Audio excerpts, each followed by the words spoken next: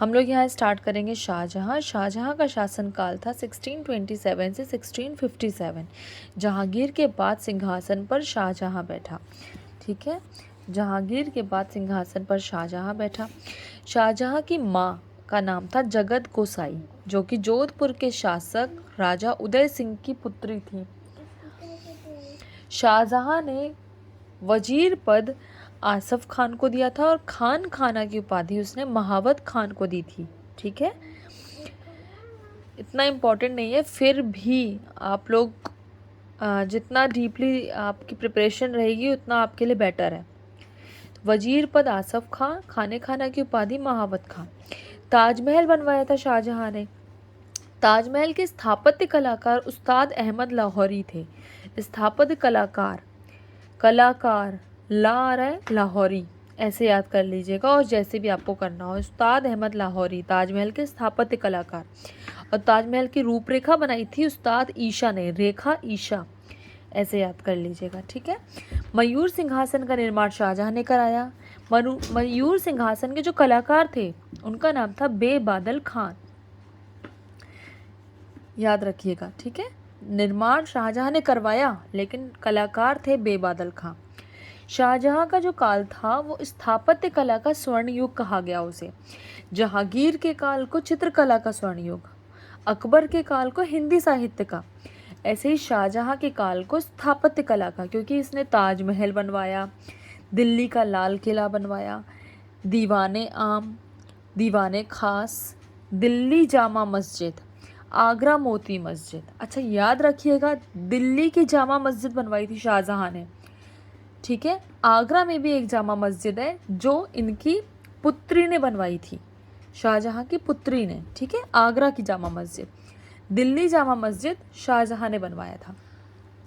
शाहजहाँ ने 1632 ईस्वी में अहमदनगर को मुगल साम्राज्य में मिला लिया था। ठीक है, अहमदनगर को मुगल साम्राज्य में मिला लिया था उसने।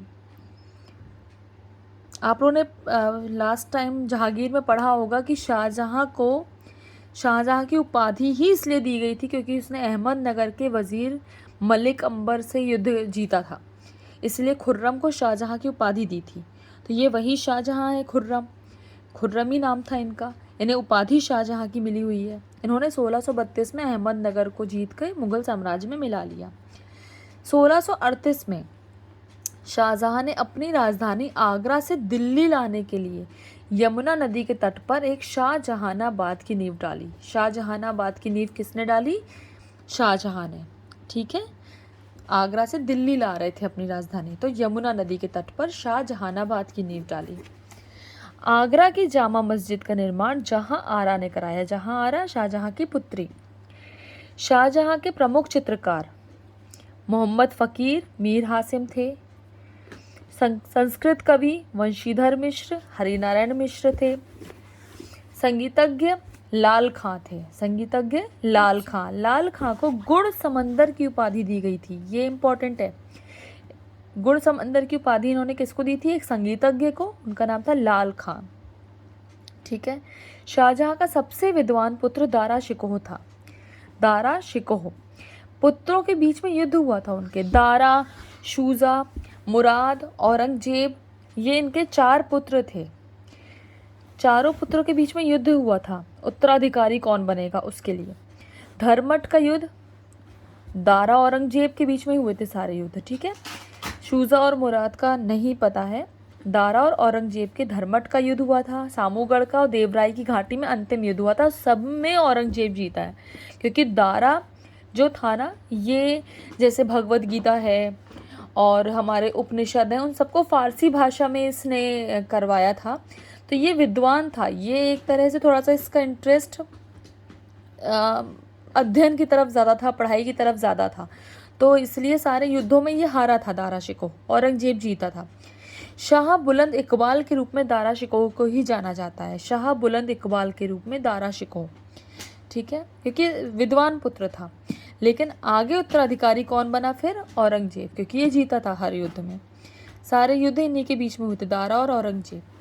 1658 में औरंगजेब ने अपने पिता को ही बंदी बना लिया था, शाहजहाँ को, और 1666 ईस्वी में शाहजहाँ की मृत्यु हो गई।